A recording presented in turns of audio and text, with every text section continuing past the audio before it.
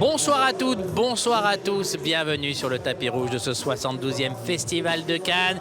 Et si on parlait foot ce soir, et si on parlait d'un des plus grands footballeurs de l'histoire de ce sport, et si on parlait de Diego Maradona, l'homme, la légende, raconté par l'un des meilleurs documentaristes et raconteurs de personnages du moment, Asif Kapadia. Asif Kapadia nous avait déjà offert une bio, un documentaire sur Ayrton Senna, un autre sur Amy Winehouse qui était présentée ici, s'appelait Amy. Ce sont vraiment des façons très particulières de raconter l'histoire de ces personnages à travers des archives, à travers des témoignages, à travers surtout un montage et une conception de leur vie très particulière et bien à lui.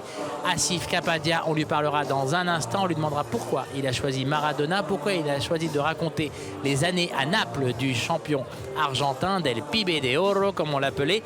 Mais avant ça, on va vous montrer les images d'une montée des marches qui a eu lieu il y a quelques minutes. On ne va pas vous mentir, on ne va pas vous dire que c'est du direct, c'était il y a quelques minutes. C'est la montée des marches du film de Christophe Honoré, Chambre 212. Le film passe à un certain regard dans quelques instants, alors qu'on voit à l'image toute l'équipe du film, Camille Cotin, Christophe Honoré, Vincent Lacoste, Benjamin Biolay et Chiara Mastroianni. Ils entourent leur metteur en scène. Voici donc Benjamin Biolay, Chiara Mastroianni, Camille Cotin, Vincent Lacoste et Christophe Honoré. Le film, c'est Chambre 212. Il est sélectionné à un certain regard cette année. Mais Christophe Honoré, c'est un habitué du Festival de Cannes,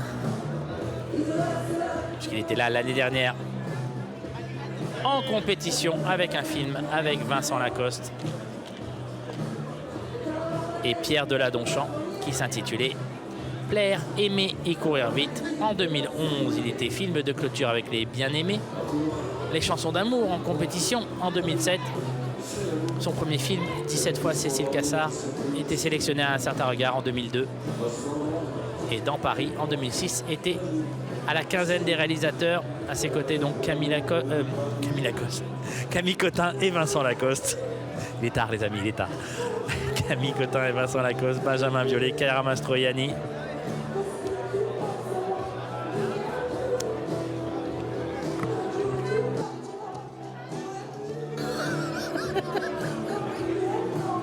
Chiara Mastroianni qui retrouve son metteur en scène des Bien-Aimés et des chansons d'amour.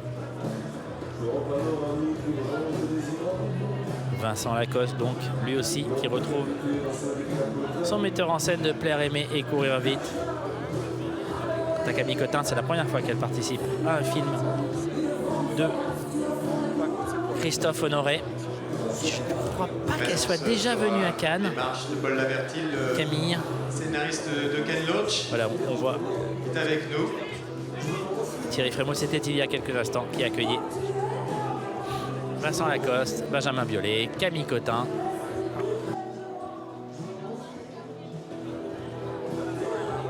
Camille Cotin, pour la première fois au Festival de Cannes. Une des actrices les plus passionnantes du cinéma français et de la série télé française. Je suis sûr que vous regardez 10% et que vous êtes totalement accro. Et voilà, donc c'était il y a quelques instants.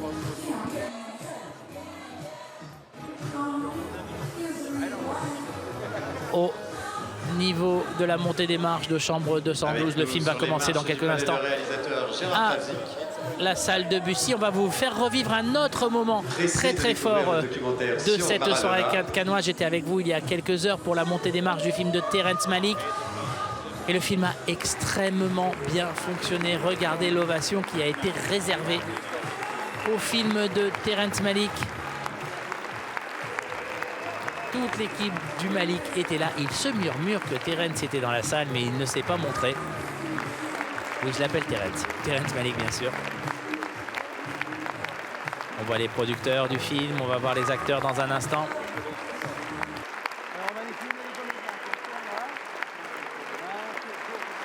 Auguste Dill et Valérie Pachner. Là voilà. Une image très émue. très très ému. Et voilà, Auguste Deal. On a vu Terrence Malick dans la salle, il a évité les caméras comme il en a l'habitude, mais il était là. Il a entendu vos applaudissements, mesdames et messieurs les festivaliers présents dans la salle il y a quelques moments. On l'espère demain en conférence de presse.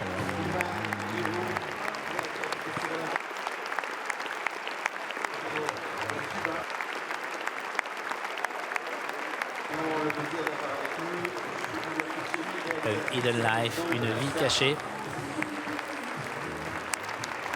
Le film de Terrence Malick présenté ce soir. Va-t-il a gagné une deuxième Palme d'Or après Tree of Life en 2011? C'est pas impossible vu la réaction du public. Deux gros succès aussi aujourd'hui puisque le film de Céline Sciamma a été extrêmement bien reçu aussi. Le portrait de la jeune fille en feu, extrêmement bien reçu. Et il le méritait largement. Voilà donc Auguste Deal et Valérie Pachner.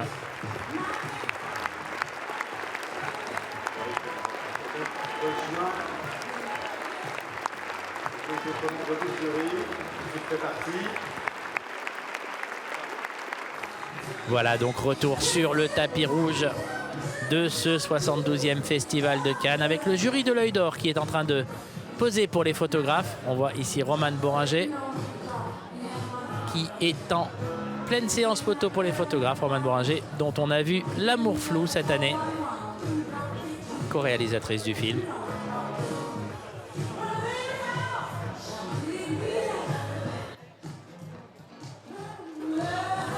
Et à ses côtés, Yolande Zoberman, la présidente du jury. L'Œil d'Or, un jury qui a été créé il y a quelques années pour choisir le meilleur documentaire de la quinzaine cannoise, toutes sélections confondues, que ce soit la quinzaine à un certain regard, que ce soit la semaine de la critique en sélection, en séance spéciale. S'il y a un documentaire, il concourt pour l'Œil d'Or. C'est un peu le système de la caméra d'or, alors que Asif Kapadia est arrivé en bas des marches. On va lui dire un petit mot. Voilà, il nous rejoint. Asif, comment ça va? Je vais bien, merci. Je suis ravi, je vais très bien, très excité, très nerveux et fier d'être ici à Cannes avec ce film. Alors, une question très bête mais très simple. Pourquoi Maradona? Parce que c'est une star, il est incroyable, il y a le drame. J'adore le foot. Qui n'aime pas le foot d'ailleurs, oui. Et l'idée de faire, enfin l'occasion de faire un film sur un des plus grands footballeurs de tous les temps, mais quelqu'un aussi qui il y a beaucoup de choses bien et de choses mauvaises qui se sont passées dans sa vie, et de faire un film avec ça. Et c'est quelqu'un de fascinant. Je me souviens de la dernière Coupe du Monde, c'était lui qui était là, qui regardait un match. Mais pourquoi on est fasciné par lui? Je pense qu'il y a des gens qui ont du charisme. Et les gens, quoi qu'ils fassent, les gens ils veulent regarder. Et il y avait un match de la Coupe du Monde, de la mondiale, qui était là, et les caméras étaient braquées sur lui, quoi. Donc c'est ça fait partie du film. On veut voir ces questions dans le film. Donc j'espère, après le film, les gens ils vont comprendre la question, justement, pourquoi. Alors, vous étudiez quelle période de sa vie? Vous vous concentrez sur la carrière à Naples? On a regardé toute sa vie très jeune en Argentine, Naples et maintenant. Mais principalement, le cœur du film, pour moi, sa meilleure période, c'est quand il était le meilleur joueur au monde, quand il jouait pour Napoli, quand il a gagné la Coupe du Monde, la mondiale. Donc c'est ça le cœur de notre film. J'adore ce que vous faites avec les personnages que vous avez. Je n'ai jamais rencontré Amy Winehouse, mais j'étais en larmes quand j'ai vu le film. Je n'ai jamais rencontré Senna, Mais quand vous racontez le film, la vie de Ayrton Senna, voilà, comment vous le faites? Il faut beaucoup de temps. On fait beaucoup de recherches, on parle à beaucoup de gens. Mais ce que j'aime faire, c'est de montrer des images d'archives. Donc on est là à Naples, dans les années 80, on rencontre les gens de l'époque. Et c'est un film que j'ai fait avec Senna et Amy, j'ai fait la même chose. J'étais ici avec ce film il y a 4 ans. Donc, et c'est pour ça que ça c'est ce côté authentique. Donc tout est vrai, tout vient de cette période.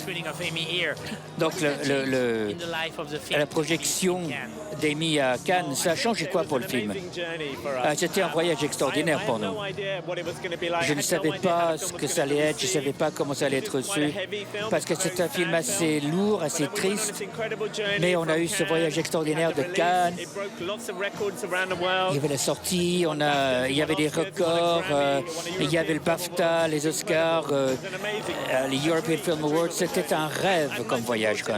Et le plus important, là, ça a reconnu le fait que Amy Winehouse, c'était une artiste, une belle artiste. Donc, vous allez faire la projection, mais Diego, maintenant, non, il doit subir une intervention chirurgicale, donc il est en Mexique, donc il ne pouvait pas être là ce soir, c'est triste. Et à vrai dire, moi, je voulais qu'il voie le film avec un public, comme ça, il aurait l'amour de Cannes. Mais bon, il va falloir qu'on organise quelque chose pour lui. On va prendre tout le monde ici à Cannes, on va les emmener au Mexique pour lui montrer. Ah ben moi je suis bon, je suis partant. Bon, on est live en YouTube là. Donc s'il regarde, vous avez un message? Je vais lui dire, voilà qu'on l'aime, on envoie notre amour de Cannes quand les gens ils voient le film. J'espère que les gens ils vont mieux le comprendre, d'où il vient, ce qu'il a fait, ce qu'il a subi, ce qu'il a vécu et qui il est maintenant. Donc j'espère que justement lui va entendre que les gens ils pensent à lui et qu'ils le comprennent mieux. Merci beaucoup. Enjoy your screening tonight. Thank you so much. Bonne projection ce soir. Le réalisateur de Diego Maradona présenté ce soir hors compétition au Festival de Cannes. Une séance exceptionnelle pour un documentaire très attendu. Il l'a rappelé, il a gagné l'Oscar du meilleur documentaire avec Amy qui avait été présenté ici.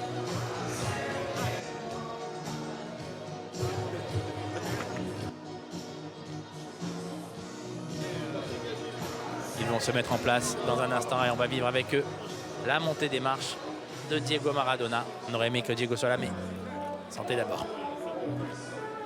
Mais moi, je veux bien aller à Mexico avec eux, il n'y a aucun souci. Je propose qu'on emmène tous les gens qui sont dans la salle, plus tous les gens qui nous regardent ce soir sur TV Festival. Tous les gens qui sont dans la régie aussi, à Cannes et à Paris. Allez hop, un avion, 2 avions, 3. C'est parti. On va appeler Thierry Frémaux et Pierre Lescure pour organiser tout ça. On va demander à Orange, à Canal, on va voir, on va s'arranger, vous inquiétez pas. La blague mise à part, c'est vraiment un événement d'avoir ce documentaire ici en compétition. Non, en sélection officielle, pardon, hors compétition. Le documentaire qui a toujours fait partie de l'ADN cannoise. On se souvient, la Palme d'Or de Fahrenheit 9/11, le film de Michael Moore. C'était en 2004, me semble-t-il. Oui, en 2004, puisque c'était 6 mois avant les élections. Ça n'a pas suffi. George Bush avait été réélu, mais bon.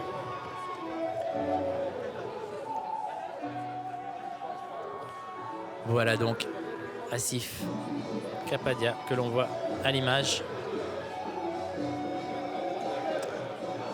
Si vous avez vu Amy, si vous avez vu son Senna, vous savez comment il sait si bien utiliser l'image d'époque, comment il sait si bien décrire les images que l'on voit. Certains plans d'Amy étaient relus à d'autres niveaux et étaient vraiment bouleversants.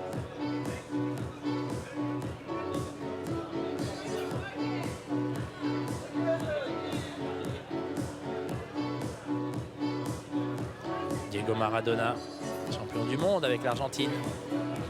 1986, finaliste en 1990.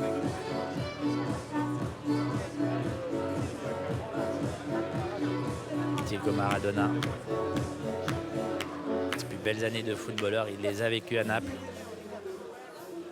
au Napoli.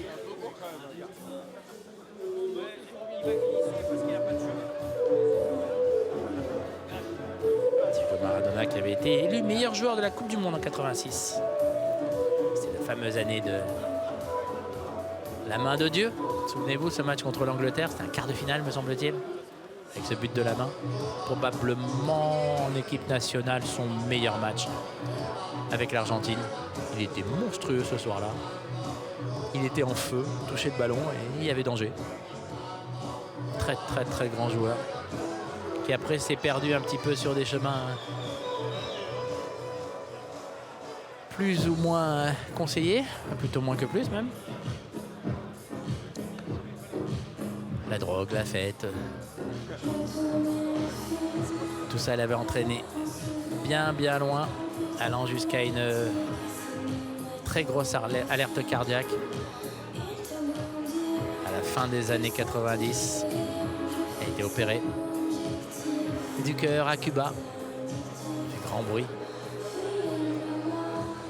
Toujours des problèmes de santé, toujours des problèmes pour Diego Maradona, qui se soigne, qui continue à soigner, qui maintenant a pris une petite équipe au Mexique de 2e division. Il s'en occupe, au début ça fait beaucoup de bruit, mais maintenant ça s'est calmé, il s'en occupe tranquillement, humblement. Il aime toujours le foot, il est toujours un peu ailleurs. Et c'est vraiment un footballeur, mais c'était un footballeur extraordinaire. Génie au bout des pieds, il n'y en a pas beaucoup des comme lui. Pour le reste de sa vie, on en saura plus en regardant le film de ce monsieur, le film de Asif Kapadia, Diego Maradona, dont la montée des marches commence maintenant. Du film Diego Maradona, réalisé par Asif Kapadia,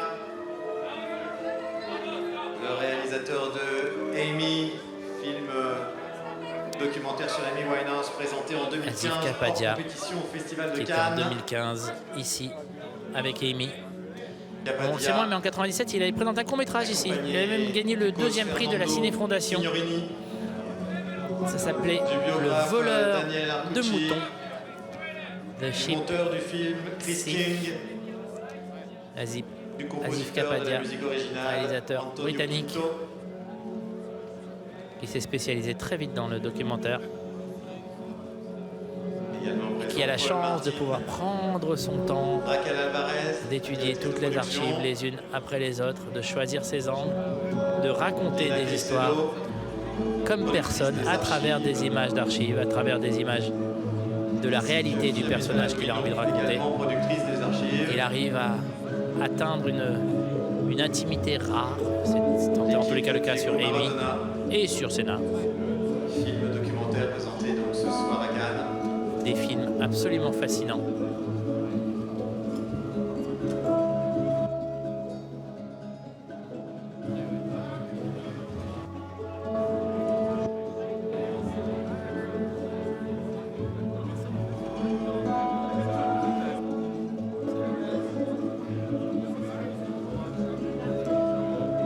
Et voilà donc.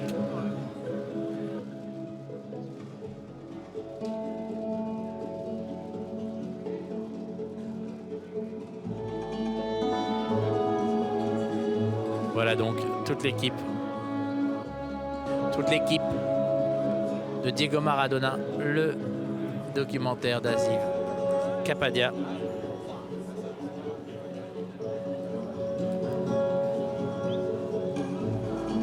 Il y a donc le réalisateur, Fernando Signorini, le coach de Maradona à l'époque de Naples, Daniel Arcucci, le biographe, Chris King, le monteur, Antonio Pinto, le compositeur de la musique du film,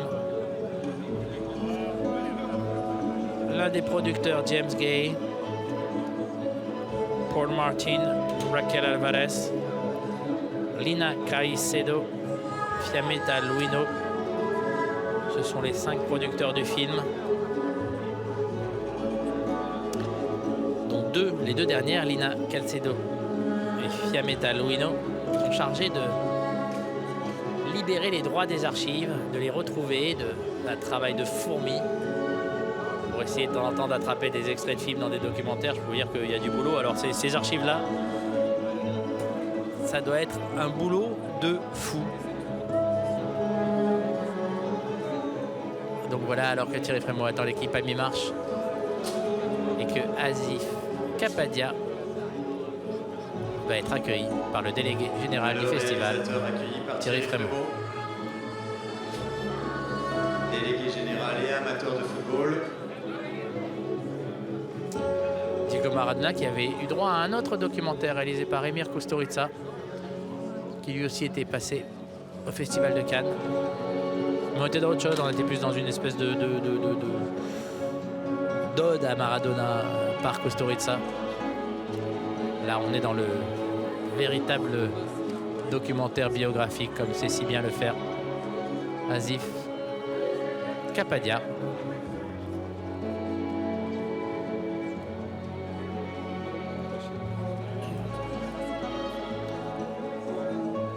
Et voilà donc toute l'équipe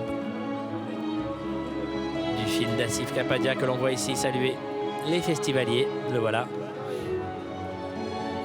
Ils sont tous là pour fêter le nouveau film.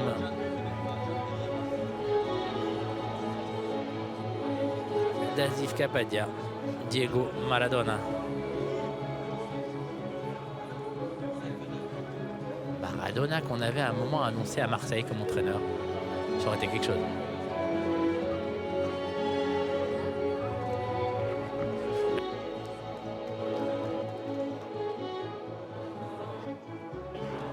Voilà donc toute l'équipe en haut des marches.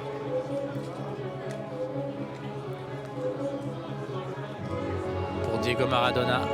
Maradona qui avait entraîné l'équipe argentine pendant 2 ans, semble-t-il, mais sans grand succès.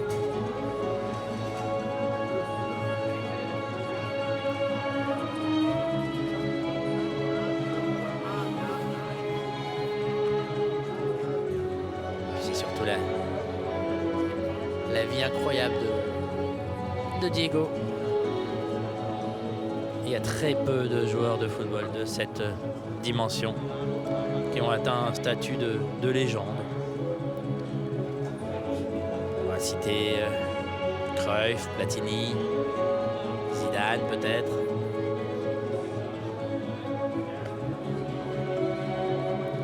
Il n'y en a pas beaucoup, hein, vraiment pas.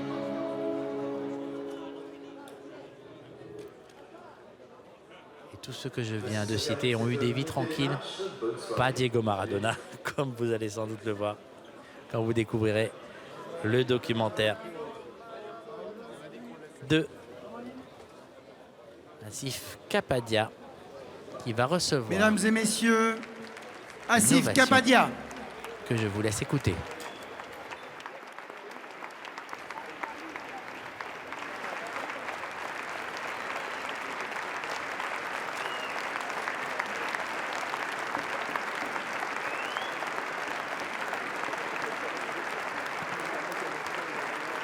Voici donc Asif Kapadia et toute l'équipe de Diego Maradona.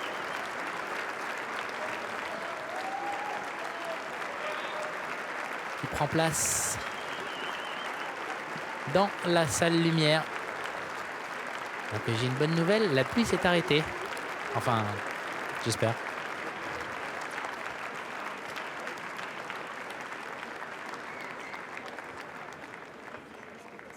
Mais de toute façon, dans les salles, il fait toujours beau au Festival de Cannes, dans les salles.